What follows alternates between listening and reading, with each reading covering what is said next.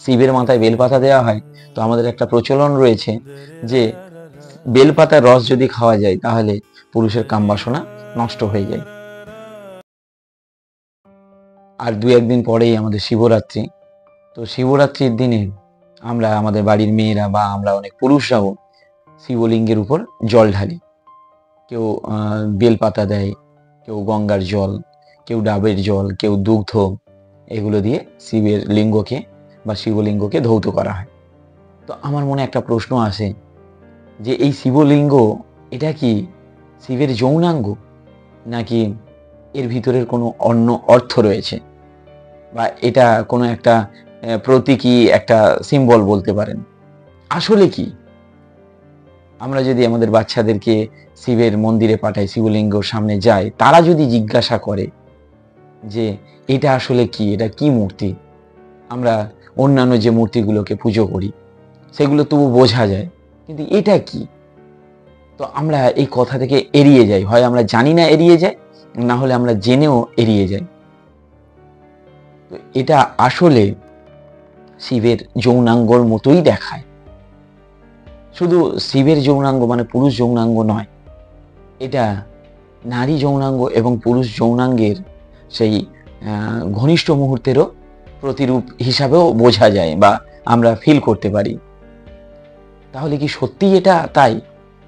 তো আমাদের মধ্যে অনেকেই যারা ধর্মভীরু হয়, যারা প্রকৃত কথা মানতে পারবে না, তারা অস্বীকার করবে, না এটা ওই আছে সেই আছে, তার অন্য মানে আছে। কিন্তু প্রকৃত অর্থে যদি শিক্ষিত মানুষ আমরা দেখি, একটু বুদ্ধি দিয়ে দর্শন দিয়ে বিচার করি, তাহলে এটা যৌনাঙ্গই। কিন্তু যে জিনিসটাকে আমরা সিনেমায় দেখলে আমরা সেখানে লিখে দিই যে যদি কোথাও বাজে পোশাক দেখি বা কিছু দেখি, সেটাকে অ্যাডাল্ট ফিল্ম বলে নিষেধ করে দিই। আর আমরা পরিষ্কার একটা মন্দিরে গিয়ে এই একই জিনিস দেখছি, অথচ আমরা কেন এটাকে নিয়ে প্রতিবাদ করি না বা এটাকে আমরা পুজো করি কেন, মেনে নিই কেন? তার সব থেকে বড় কারণ হচ্ছে আমাদের যে আধ্যাত্মিকতা রয়েছে তার ভিতরে গভীর মানে থাকে, তার ভিতর কারণ রয়েছে। শিবলিঙ্গ দিয়ে আমাদেরকে আমাদের যে আধ্যাত্মিকতা আছে সে বোঝানোর চেষ্টা করছে যে এটা প্রাকৃতিক। আমাদের বাচ্চারা, আমাদের যারা টিনেজাররা আছে বা আমাদের মেয়েরা, তারা এই জিনিসটাকে এতদিন অপরাধের চোখে দেখে আসছে, কিন্তু একদিন না একদিন এই ব্যাপারটা তাদের সামনাসামনি হবে। তারা কিভাবে জানবে? কোনো একটা বন্ধুর দিয়ে বা কোনো একটা বাজে ছবি দেখে বা বাজে পড়া দেখে কিংবা বাজে ভিডিও দেখে তারা শিখবে। হয়তো তখনকার সময়ে ভিডিও ছিল না, কুসঙ্গ থেকে এগুলো জানবে। তো এর একটা বাজে এফেক্ট আমাদের যে টিনেজার রয়েছে, আমাদের যে বাচ্চা ছেলেমেয়েরা রয়েছে, তাদের মাইন্ডে বাজে এফেক্ট তৈরি হয়।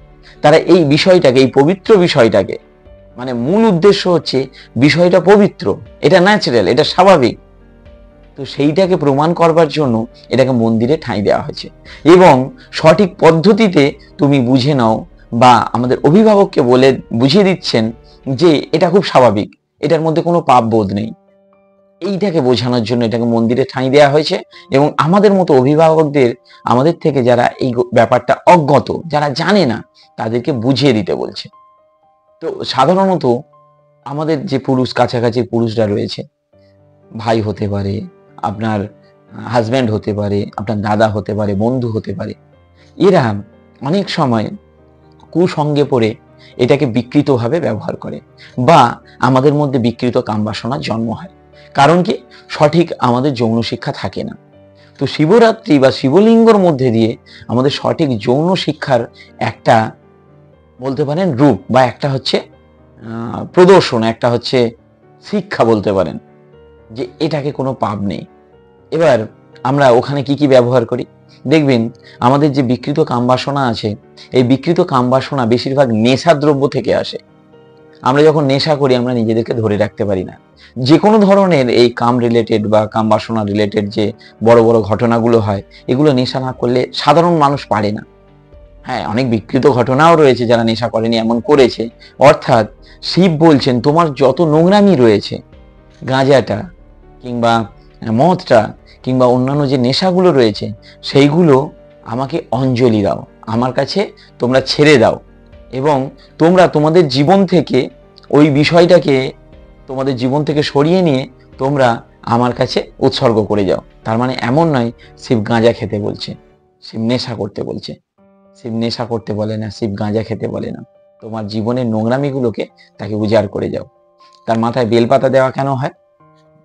শিবের মাথায় বেলপাতা দেওয়া হয় তো আমাদের একটা প্রচলন রয়েছে যে বেলপাতার রস যদি খাওয়া যায় তাহলে পুরুষের কামবাসনা নষ্ট হয়ে যায়। আজ্ঞে না বন্ধু, আপনি গুগল করে দেখতে পারেন, বেলপাতার রস খেলে আমাদের শরীরের মধ্যে অনেক উপকার হয়। আপনার হজম শক্তি বেটার হয়। যদি যাদের ডায়াবেটিস রয়েছে তারা খেতে পারে, কিংবা আমাদের যে কোষ্ঠকাঠিন্য থাকে সেগুলো থেকে রিলিফ পাওয়া যায়। অর্থাৎ তুমি ওই নেশাদ্রব্যগুলোকে ছেড়ে দিয়ে তুমি দুধ, ডাবের জল, গঙ্গা জল দিয়ে নিজেকে শুদ্ধিকরণ করো, এবং তার সঙ্গে বেল এবং বেল পাতাকে তোমার জীবনে নিয়ে এসো। তো এটাই হচ্ছে শিবরাত্রির সব থেকে বড় মহত্ব, আমাদের জীবনে কাজে লাগবে। তো আশা করি আপনারা আমার কথা বুঝতে পেরেছেন। ভিডিওটি যদি সঠিক মনে হয় আমার জন্য কিচ্ছু করতে হবে না, এই ভিডিওটিকে আপনার লাইফে কাজে লাগান। ধন্যবাদ।